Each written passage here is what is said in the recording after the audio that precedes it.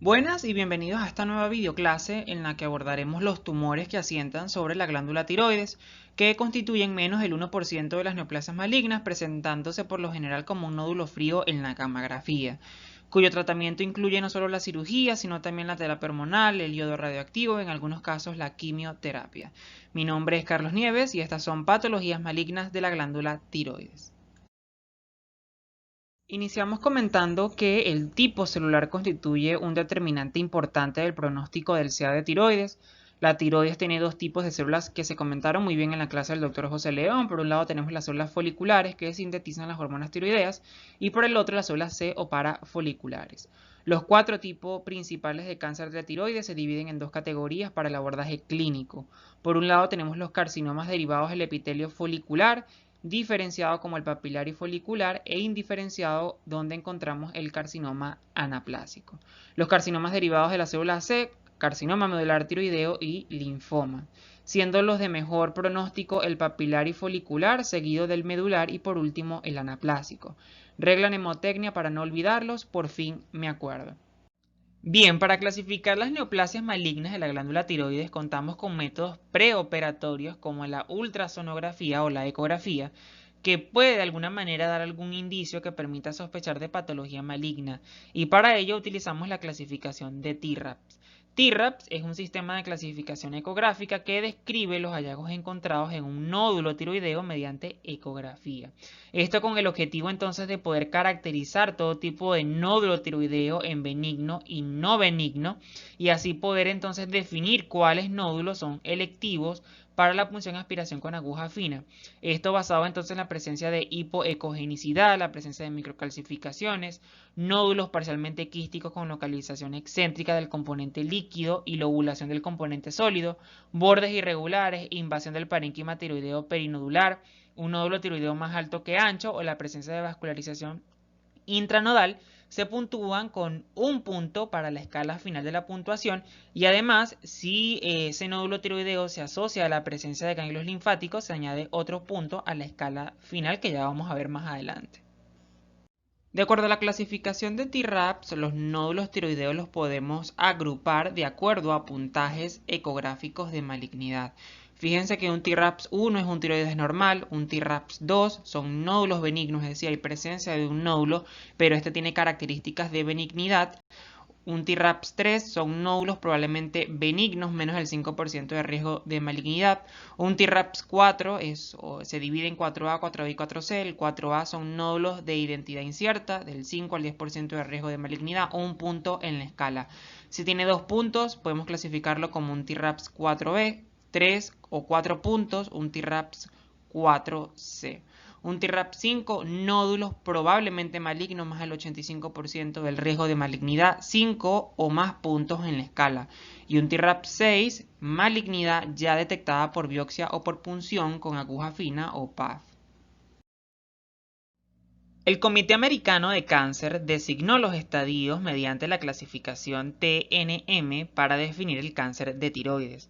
Pero esto, una vez realizado el tratamiento quirúrgico y en base a los hallazgos quirúrgicos y los hallazgos anatomopatológicos de las muestras extraídas, se establece tanto el diagnóstico histológico como la estadificación de la enfermedad.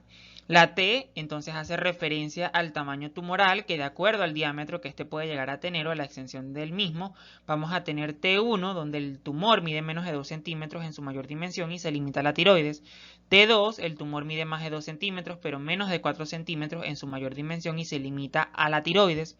T3, diámetro tumoral primario mayor de 4 centímetros, limitado a la tiroides o con extensión extratiroidea mínima. T4 se divide en T4A y T4B. T4A, tumor de cualquier tamaño con extensión a la cápsula tiroidea, invadiendo tejido celular subcutáneo, laringe, tráquea, esófago o el nervio laringio recurrente. T4B, tumor invade fascia prevertebral o la arteria carótida o los vasos mediastinales. Y TX, el tamaño no determinado sin extensión extratiroidea. La N hace referencia a la afectación ganglionar. N0, sin invasión ganglionar. N1A, metástasis en ganglios linfáticos de los grupos 6 o 7, pretraqueales, paratraqueales o prelaringios o mediastínicos superiores. En este caso, la enfermedad puede ser tanto unilateral como bilateral. N1B, metástasis en ganglios linfáticos cervicales unilaterales, bilaterales o contralaterales de los grupos 1, 2, 3, 4 o 5 o ganglios linfáticos retrofaríngeos. Y por último, NX, donde no se evaluaron durante la cirugía. Por último, la M hace referencia a la presencia o no de metástasis. Tenemos M1, metástasis a distancia, y M2, metástasis a distancia no evaluadas. Según esta clasificación, se establecen entonces 4 estadios, 1, el 2, el 3 y el 4, que a su vez se dividen en 4A, 4B y 4C. En el que se supone, por ejemplo, en el estadio 1 que el tumor se encuentra localizado en la glándula, y en el estadio 4C, por ejemplo, implica metástasis a distancia. Bien, iniciamos los tumores bien diferenciados con el tipo papilar, que según el Instituto Nacional de Cáncer de los Estados Unidos es una neoplasia maligna diferenciada de las células foliculares del tiroides. Es el tipo de cáncer de tiroides más frecuente, que constituye el 70 al 90% de los tumores malignos del tiroides bien diferenciados.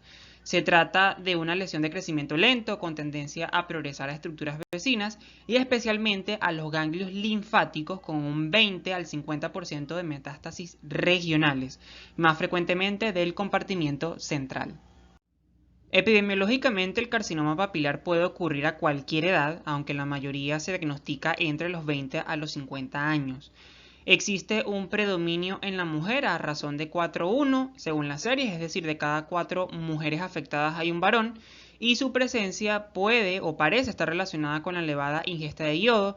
Las radiaciones ionizantes son otro agente causal bien establecido, en la que se ha observado como una auténtica epidemia, por lo menos en el accidente nuclear de Chernobyl y Fukushima, con afectación especialmente en la población menor de 15 años. La presentación clínica más habitual es un nódulo tiroideo solitario, palpable e indoloro, y con menos frecuencia adenopatías indoloras como forma de presentación. Debido a las metástasis regionales cervicales, estas pueden estar presentes hasta en un 20 al 50% de los casos en el diagnóstico inicial, de las cuales casi el 90% son ixilaterales y el 75% están presentes en las áreas 3, 4 y 6 de la región cervical. Algunos factores de riesgo de mal pronóstico: tenemos la edad superior a 50 años, el sexo masculino, un tamaño mayor de 4 centímetros, los menores de 2 centímetros tienen una evolución potencial excelente, la presencia de enfermedad invasiva o metastásica y la presencia de afectación ganglionar se asocia a un mayor riesgo de recurrencia, aunque aparentemente no se acompaña de mayor mortalidad, por ejemplo en los pacientes ancianos. La base del diagnóstico está en la ecografía y en la punción de aspiración con aguja fina. Por ejemplo, en la ecografía lo habitual es la presencia de una masa tiroidea fundamentalmente sólida, hipoecoica con márgenes irregulares y de vascularización aumentada. Las microcalcificaciones, a pesar de que son muy infrecuentes, son altamente sugestivas de carcinoma papilar.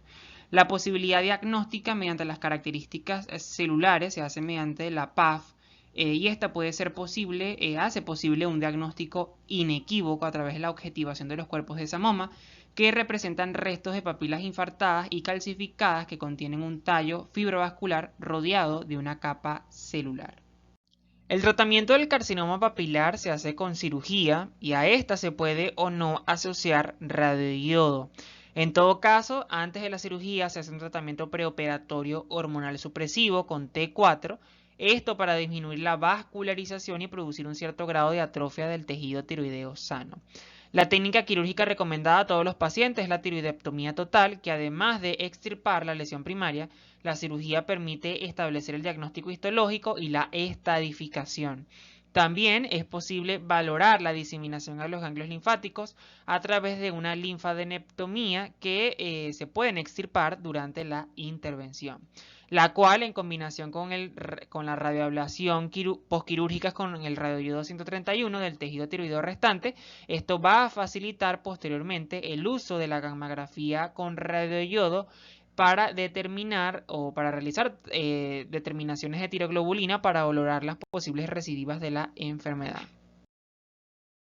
Continuamos con el carcinoma folicular de tiroides, que es una neoplasia maligna originada de las células foliculares del tiroides, incluida dentro de los denominados carcinomas diferenciados de tiroides, como el carcinoma papilar que estudiamos previamente. Este representa entre el 10 y el 15% del total de los cánceres tiroideos, ocupando el segundo lugar en frecuencia después del papilar.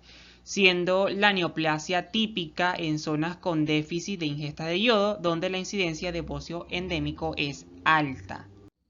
Epidemiológicamente, el carcinoma folicular, igual que el resto de las patologías tiroideas, es mucho más frecuente en mujeres que en hombres, en este caso en una relación 3:1. Debuta en pacientes en mayor edad que el cáncer papilar, haciéndolo principalmente en la quinta o sexta década de vida. Como el carcinoma papilar, las primeras adenopatías se producen en los ganglios linfáticos del cuello, pero a diferencia del carcinoma papilar, el carcinoma folicular presenta mayor tendencia a la infiltración vascular y a la diseminación hematógena, principalmente a pulmón y hueso.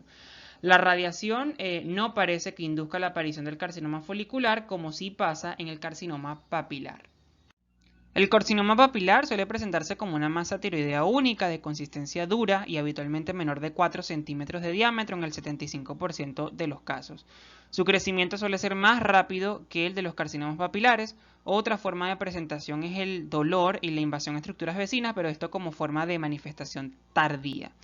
A diferencia con el carcinoma papilar, es muy raro que las metástasis en un ganglio regional cervical, es decir, a nivel de los ganglios linfáticos, sea el primer signo de la enfermedad. Contrariamente al carcinoma papilar, el carcinoma folicular, las metástasis a distancia son muy frecuentes, sobre todo en caso de crecimiento local agresivo, donde las localizaciones más frecuentes son a nivel pulmonar y hueso, como lo comentábamos recientemente. Uno de los factores de mal pronóstico, acá tenemos la edad mayor de 50 años, el tamaño tumoral mayor de 4 centímetros, metástasis a distancia, presencia de células de Hurtle e invasión vascular importante. El diagnóstico en este caso se realiza por el estudio histológico, requiriendo la evidencia de invasión a través de la cápsula del nódulo o la presencia de invasión vascular. El tratamiento es igual al carcinoma papilar, por lo que la cirugía es el tratamiento indicado siempre ante la sospecha o diagnóstico de carcinoma folicular. El tratamiento postoperatorio se hace con radioablación con radioiodo, yodo 131, y antes del mismo debe realizarse supresión con TSH debido a que este permite la captación del radioyodo por las células foliculares. El control quirúrgico se realiza con la tiroglobulina sérica y con la gammagrafía corporal total con yodo 131 para la detección de recidivas. Para culminar con los carcinomas diferenciados, hablaremos principalmente de algunas de sus diferencias. Fíjense cómo el papilar es el carcinoma más frecuente en el 70% de los casos, aunque algunas literaturas hablan del 80 al 90%. Seguido en frecuencia por el carcinoma folicular. La extensión del carcinoma papilar es principalmente por vía linfática a nivel de los ganglios regionales, mientras que por vía hematógena lo hace principalmente el carcinoma folicular con metástasis a pulmón y hueso. La irradiación es el factor de riesgo más importante para el carcinoma papilar, mientras que el déficit de yodo lo es para el folicular. La anatomía patológica permite la demostración de los cuerpos de samoma o calcificación en granos de arena para el carcinoma papilar, mientras que invasión a la cápsula o el subtipo con presencia de células de Hurtle lo es para el carcinoma folicular. El carcinoma diferenciado, de mejor pronóstico lo es el carcinoma papilar con mejor supervivencia a largo plazo. Continuamos con el carcinoma anaplásico, que es una neoplasia maligna muy indiferenciada de las células foliculares del tiroides. Es un tumor muy invasivo de crecimiento rápido, fíjense que puede duplicar su tamaño en 3 días y el desenlace es fatal en la práctica totalidad de los casos con gran capacidad de invasión local, representando solo el 1 al 2% de los carcinomas de tiroides. Clínicamente suele debutar como una masa cervical anterior baja de 5 a 8 centímetros de crecimiento rápido, grande y dolorosa. El 50% tienen clínica de infiltración local en el momento del diagnóstico, produce disnea por infiltración laringea o infiltración de la tráquea y la disfagia por compresión o infiltración esofágica. Por lo general se presenta en pacientes ancianos con antecedentes de bocio, en quienes la glándula de manera súbita en semanas o meses comienza a agrandarse y producir síntomas por compresión, disfagia o parálisis de las cuerdas vocales, con una supervivencia media de 6 meses. Al ser un tumor de rápida evolución, ante la sospecha de un carcinoma anaplásico, no se debe demorar en el diagnóstico. El diagnóstico suele estar establecido por una punción con aguja fina que logra detectarlo hasta en el 95% de los casos. La biopsia intraoperatoria no debe considerarse como una estrategia para obtener un diagnóstico definitivo debido al comportamiento muy agresivo que tiene este tumor. El carcinoma anaplásico es un tumor con muy mala respuesta a cualquier estrategia terapéutica. El tratamiento que mejor resultado se obtiene es a través del trimodal con quimioterapia, radioterapia y cirugía, y cuando sea posible la técnica básica, esta se realizará con tiroidectomía total más vaciamiento cervical central y lateral. Los protocolos clásicamente más empleados son durante la radioterapia a altas dosis asociada a doxirubicina más cisplatino 25 miligramos por metro cuadrado de superficie corporal. Culminamos con el carcinoma medular de tiroides, siendo este un tumor neuroendocrino maligno que se origina de las células C o parafoliculares productoras de calcitonina, recordando que es una hormona que regula los niveles de calcio en sangre. El carcinoma medular de tiroides supone el 3 al 4% de los carcinomas de tiroides, siendo el tercero en frecuencia tras el papilar y folicular. Existen dos formas de presentación. Tenemos la esporádica, que se presenta en la quinta, sexta década de vida con un discreto predominio en el sexo femenino, igual que el resto de las patologías tiroideas. Y la forma familiar o hereditaria, que se presenta en el 20 al 25%, aparece en pacientes más jóvenes con un comportamiento mucho más agresivo y se asocia al síndrome de neoplasia endocrina múltiple 2. La forma de presentación más común es un nódulo solitario tiroideo firme, indoloro y de crecimiento lento. En la mayoría de los pacientes la enfermedad está diseminada en el momento del diagnóstico. El 50% tienen afectación linfática cervical, mientras que el 5% presentan enfermedad diseminada multifocal. Los síntomas son causados por la secreción de calcitonina y otras sustancias como la ACTH que desencadenan diarrea, y el síndrome de Cushing por secreción ectópica de ACTH. Los factores de mal pronóstico: tenemos la edad avanzada, la presencia de diarrea en un 13% y estadio avanzado en el momento del diagnóstico. En el diagnóstico, la citología muestra un tumor epitelial de características poco definidas con intensa positividad para calcitonina y ausencia de marcaje con tiroglobulina. Tras una punción de aspiración con aguja fina sospechosa, se debe realizar la determinación de calcitonina. La sensibilidad y especificidad diagnóstica cuando se asocia la citología a la medición de calcitonina alcanza hasta el 100%, de manera que es el método diagnóstico de elección. Los pacientes con carcinoma de tiroide medular se deben tratar con tiroidectomía total. Cuando está confinada la glándula tiroides y es menor de 1 centímetro, el pronóstico es excelente, a menos que haya constancia de metástasis a distancia. Se indica una tiroidectomía total y disección del compartimiento central a nivel 6 y 7. El iodo radioactivo no está indicado en el tratamiento de los pacientes con carcinoma medular, y la radioterapia y quimioterapia solo están indicadas para enfermedad recidivante o residual. Durante la tiroidectomía total pueden acarrear algunas complicaciones inmediatas en manos no expertas, como la hemorragia que genera un hematoma asfixiante o lesiones del nervio laringio recurrente. Posterior a la cirugía también pueden aparecer complicaciones tardías como la infección de la herida quirúrgica, el hipotiroidismo transitorio o, si no se fue cuidadoso, un hipoparatiroidismo por extracción secundaria de las glándulas paratiroides. Culminamos entonces con patologías malignas de tiroides, un tema sumamente sencillo con puntos claves a estudiar y a reconocer siempre. Culminamos entonces con esta frase de un profesor de la Cátedra de Anatomía de la Universidad de los Andes: sean la antorcha del conocimiento en el bosque de la ignorancia. Muchos éxitos a todos y nos vemos en otra actividad.